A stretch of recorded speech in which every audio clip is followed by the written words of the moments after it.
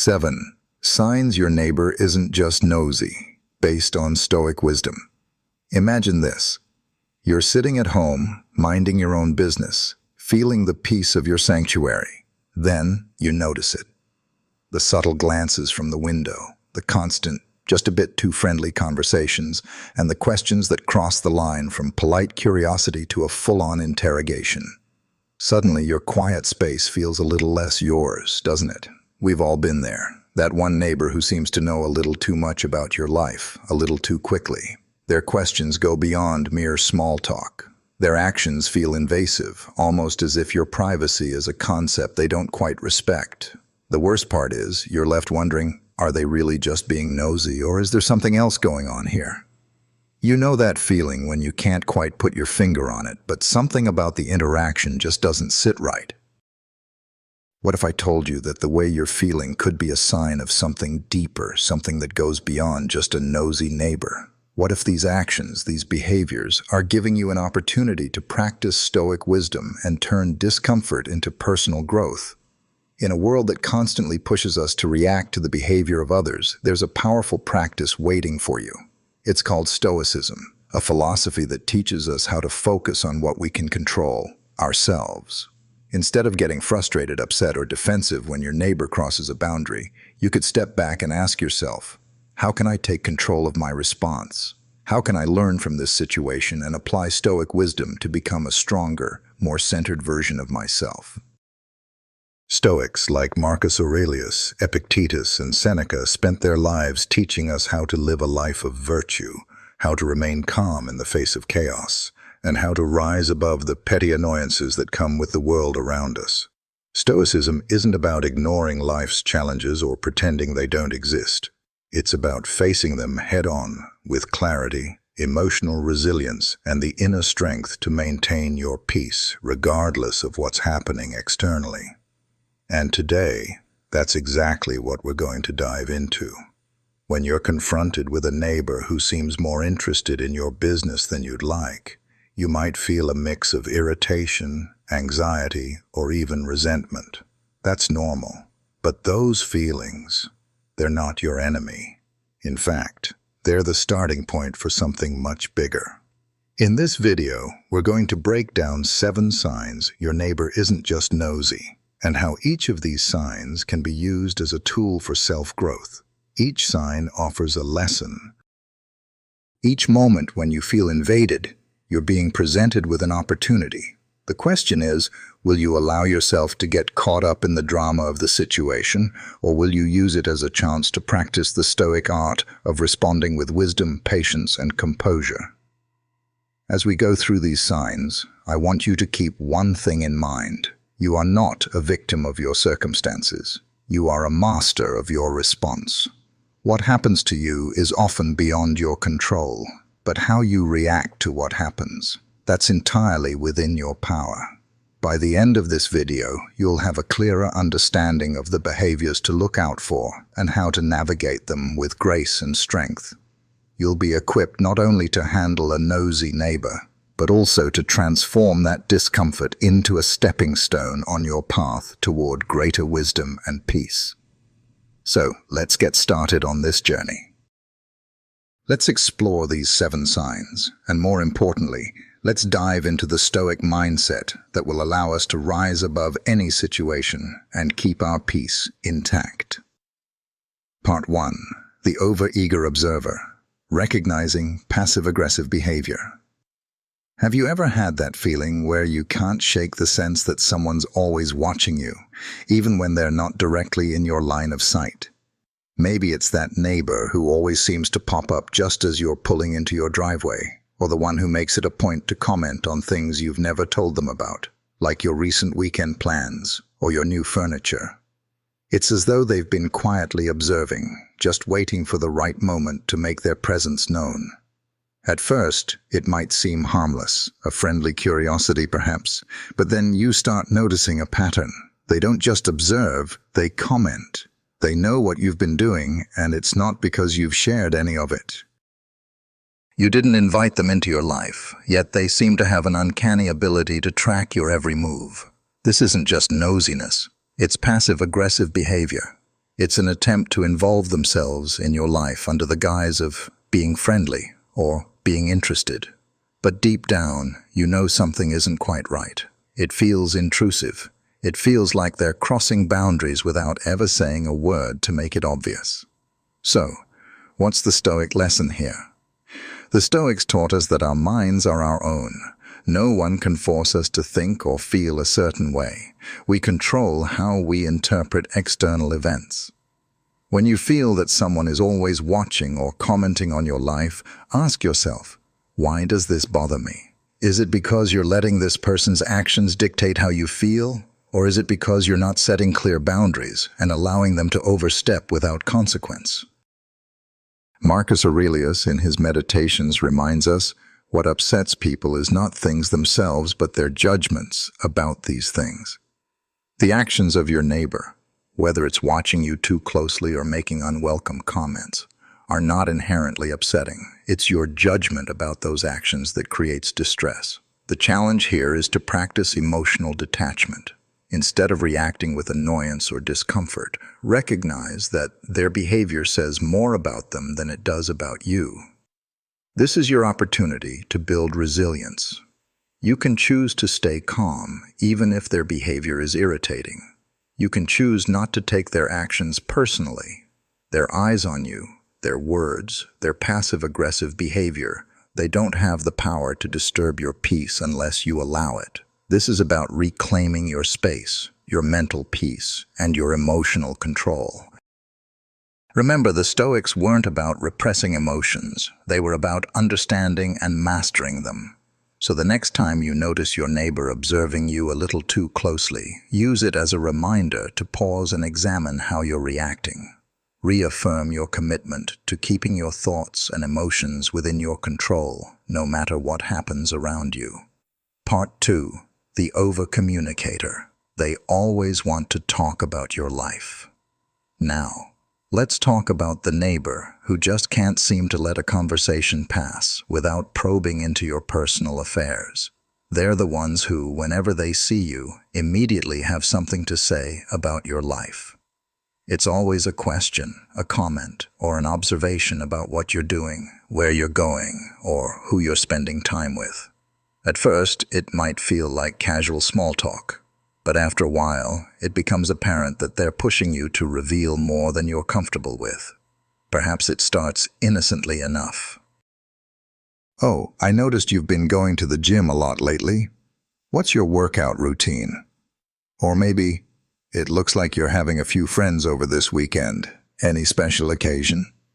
These comments seem innocent, but they linger in the air as though they're waiting for you to divulge details you didn't offer. This is where it's easy to fall into the trap of thinking that it's just harmless curiosity. But soon enough you realize that it's not about genuine interest. It's about gathering information that isn't theirs to know. They're not just being friendly. They're trying to invade your personal space under the guise of connection. So, how do we respond? The Stoics teach us that we can't control the actions of others, but we always control how we respond to them. In moments like this, it's essential to remember that you don't owe anyone an explanation about your life. Your personal business is just that, personal. The key here is to practice emotional detachment. And you can engage in a polite conversation without revealing too much. You can set boundaries without being harsh or rude. This is where the Stoic principle of maintaining your inner tranquility becomes invaluable. When someone is constantly probing, instead of feeling pressured to give an answer, use it as an opportunity to practice self-control.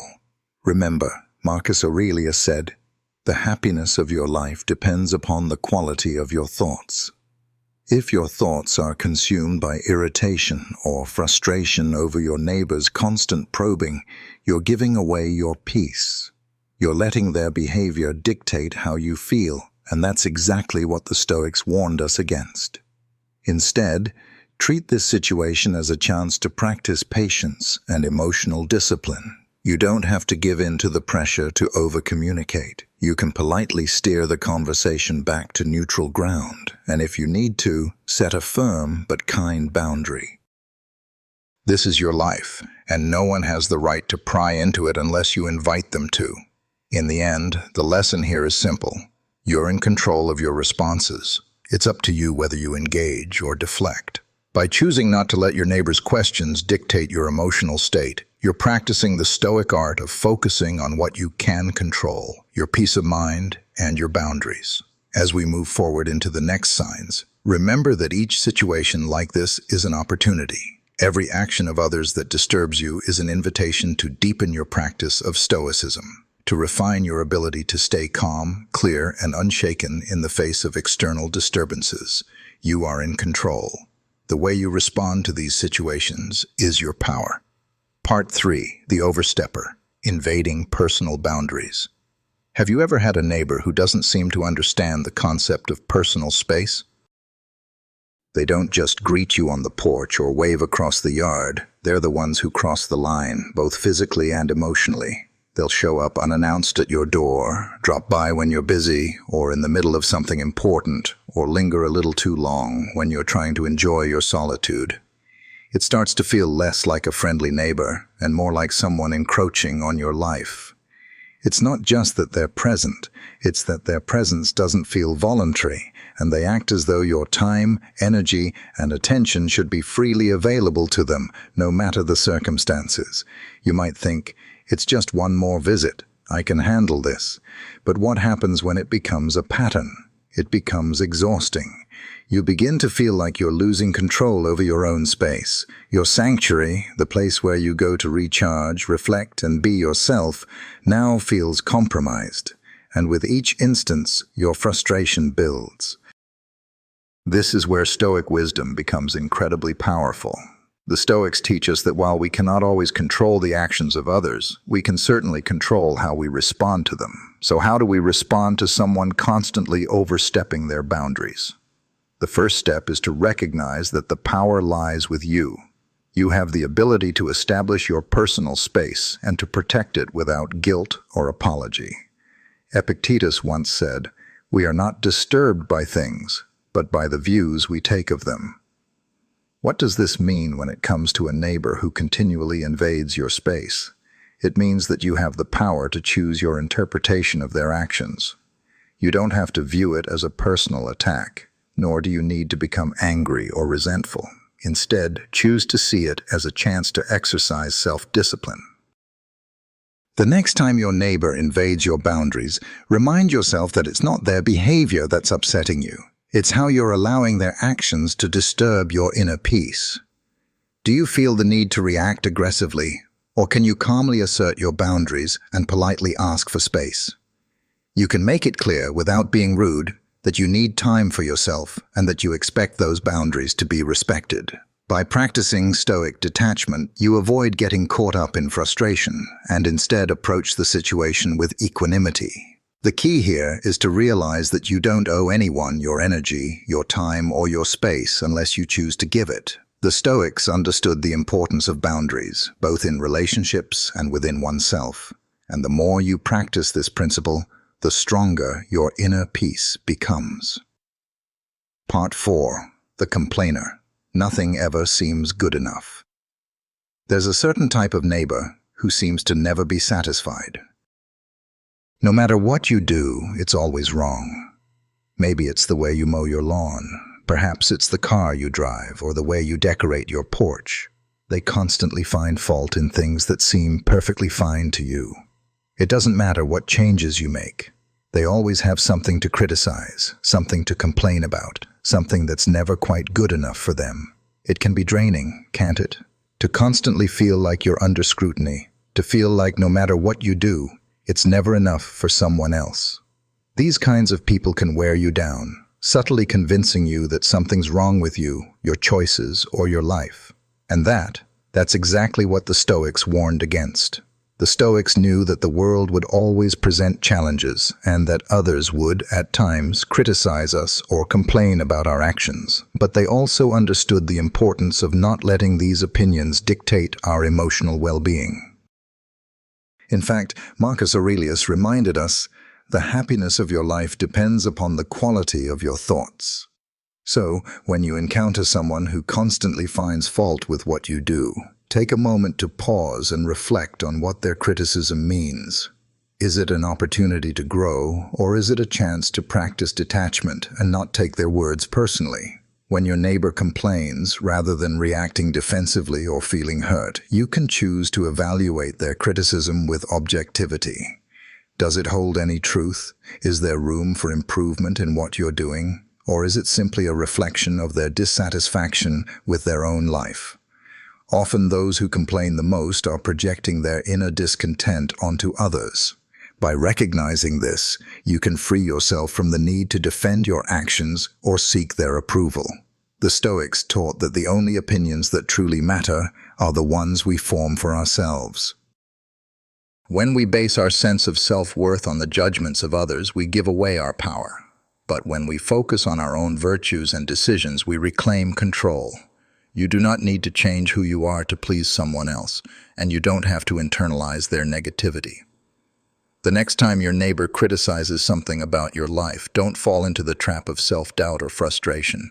Instead, respond with the calm assurance that your worth is not determined by their opinions. You have the power to decide whether to engage with their criticism or simply let it roll off you like water off a duck's back. Remember, the Stoics believe that it's not the complaints of others that affect us, but our judgment of those complaints. By changing your perspective, you change how you experience their words. Keep your focus on your own values and what's truly important to you. The opinions of others are fleeting, but the peace you cultivate within yourself is lasting.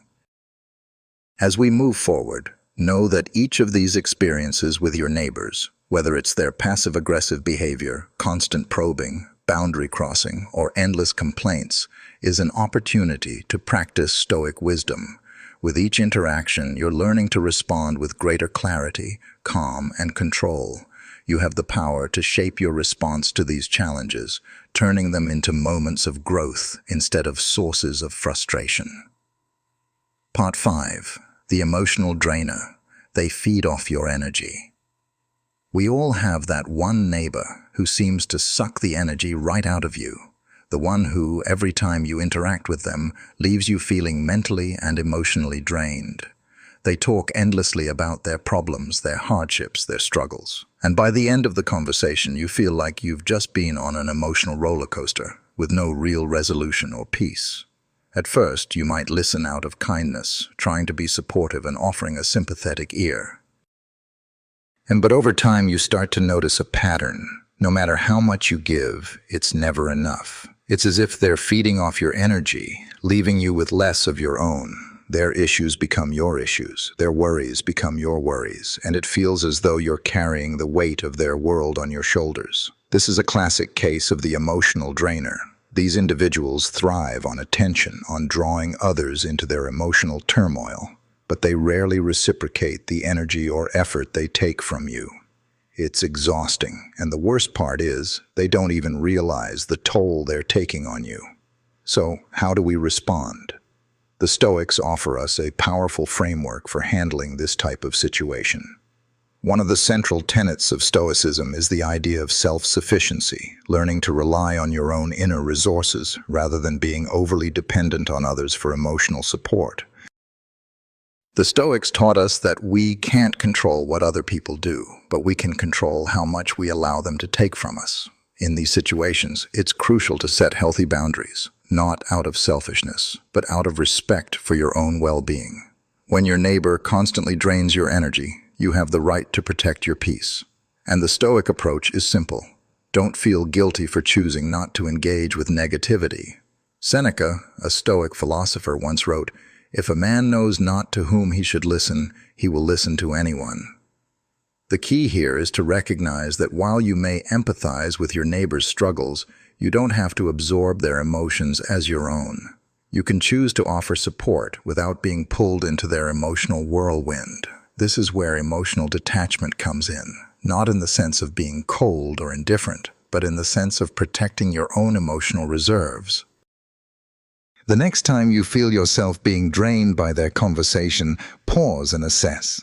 Is this a conversation that's adding value to my life, or is it taking away from my inner peace? If it's the latter, it's okay to gently disengage. You can listen and offer a kind word, but you don't have to get caught up in the drama.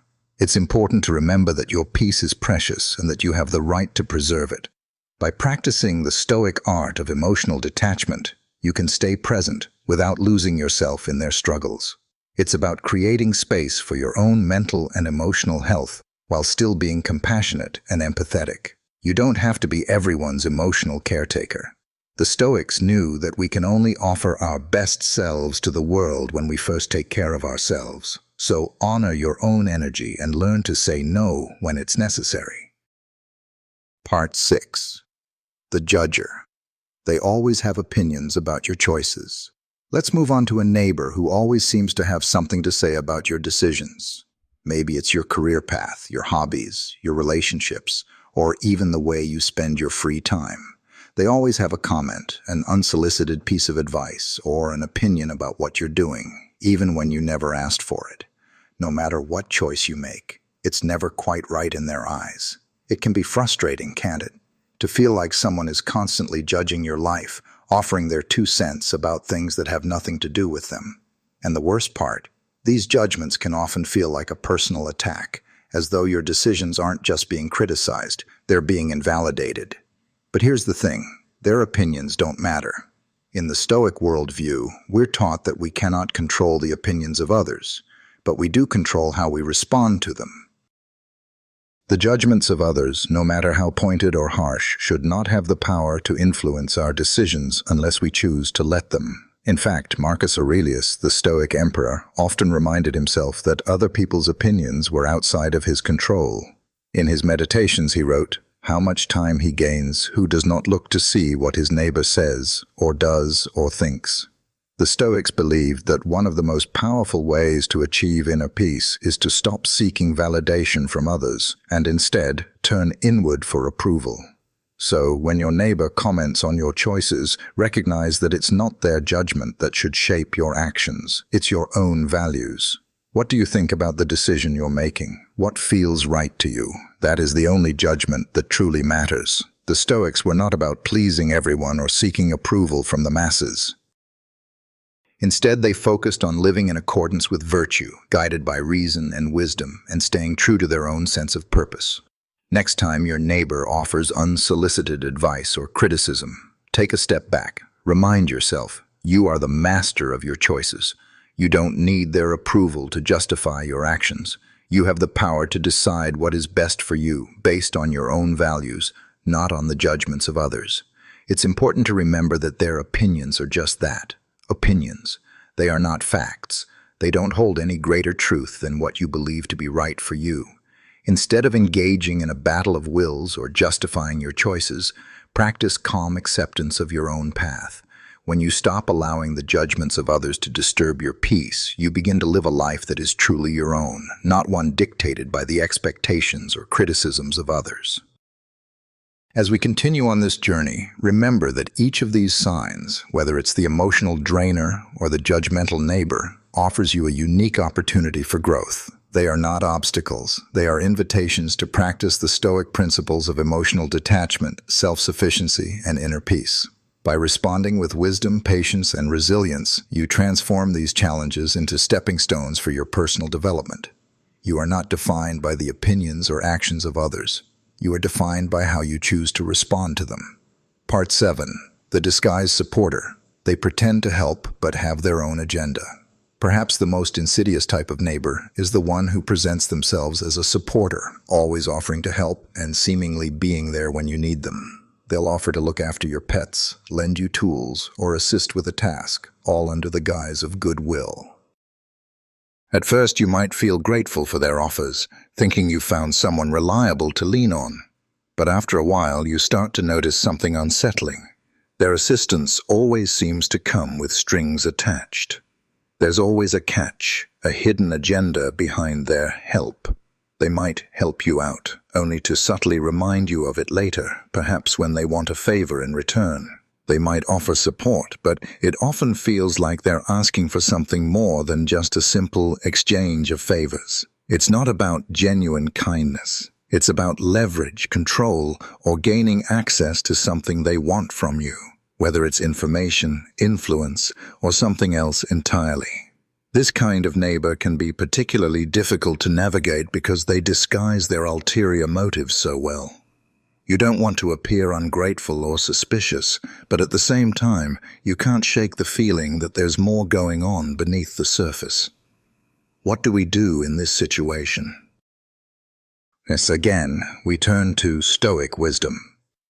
The Stoics believe that we must be discerning about who we allow into our lives and how we let others influence us. They taught that our peace and tranquility must not be disturbed by manipulation or hidden agendas. In this case, the challenge lies in seeing through the pretense and understanding that you don't owe anyone your compliance or trust simply because they offer help. The key here is discernment. Just because someone offers help doesn't mean you have to accept it, especially if their intentions aren't clear or if it comes with the expectation of something in return. It's important to maintain a sense of autonomy and integrity, understanding that real help is given freely without the expectation of future favors or control. Seneca, in his Letters from a Stoic, wrote, "We suffer more in imagination than in reality."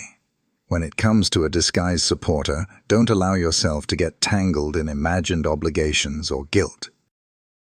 Instead, assess the situation with clarity. If someone is offering help, consider whether it is truly in your best interest, or if it comes with conditions that might compromise your peace of mind. You are free to refuse help that feels manipulative or insincere. In this scenario, practicing Stoic wisdom means acting with awareness and making decisions based on virtue, not on the desire to avoid conflict or guilt. You can politely decline offers that don't align with your values or that you feel come with hidden motives. It's not about being rude or rejecting kindness. It's about maintaining your autonomy and protecting your mental and emotional space. Conclusion: transforming challenges into growth. Now that we've explored these 7 signs that your neighbor isn't just nosy, I want to remind you of one powerful truth. Every single one of these situations presents you with an opportunity for growth. It's easy to get frustrated, angry, or defensive when someone crosses a boundary or acts in a way that disrupts your peace. But the Stoics teach us a different way to look at these challenges. Instead of seeing them as obstacles, we can view them as invitations, opportunities to practice virtues like patience, discernment, emotional resilience, and self-control. It's not the behavior of others that disturbs us, but our judgments about those behaviors. By changing the way we view these situations, we transform our response and turn potential conflict into personal development. In every situation with a nosy or manipulative neighbor, there's an opportunity to ask yourself, how will I respond? The Stoics would encourage you to take a deep breath, pause, and remember that your peace and tranquility are yours to protect. You don't need to engage in every drama or dispute. Instead, focus on cultivating your own wisdom and emotional strength, and allow your actions to reflect your inner values, not external pressures. As Marcus Aurelius wrote, "The happiness of your life depends upon the quality of your thoughts." Your neighbor may not be able to change their behavior, but you have the power to change your response. You have the ability to stay calm, composed, and true to yourself, no matter what they do. This is the essence of Stoic practice. Controlling your inner world, regardless of the chaos or challenges that might surround you. When you encounter those 7 signs, the overeager observer, the overcommunicator, the overstepper, the complainer, the emotional drainer, the judger, and the disguised supporter, remember that each one of these moments is an opportunity to deepen your practice of Stoicism. It's an invitation to grow in patience, to strengthen your emotional resilience, and to cultivate an inner peace that no external force can disturb.